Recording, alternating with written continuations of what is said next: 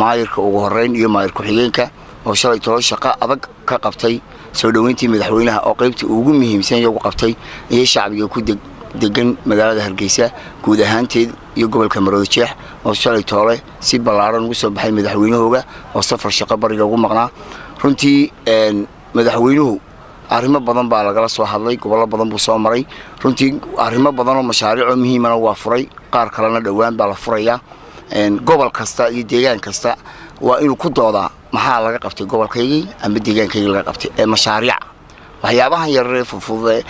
xilka hebel loogu dhibiyo wax macna ma sameeyaan kii loo dhibaaba waa kii kale laakiin gobol kasta waa inuu ku xisaabtamo maxaa loo qabtay arrimihii bulshada badan baa gobolada bariga laga soo furay qaar badanna dhawaan baa iyagana ay noqonayaan dhamaystirmaan gobol walba inuu ku dagaalamo horumarkiisa iyo sidoo wax u qabsan lahaa runtii oo inuu ka baxno jaayotankii siyaasadeed ee awal in reegaadisay hebel u jawaab amba hebel meel nooge si madaxweynuhu sheegay qof walbana ma qancin karo madaxweynuhu iyo waxaan u dooranay inuu tiisa ku socdo waana ku taageersan qodobka ah qof walba haduu waxay sheegay keebaan raaca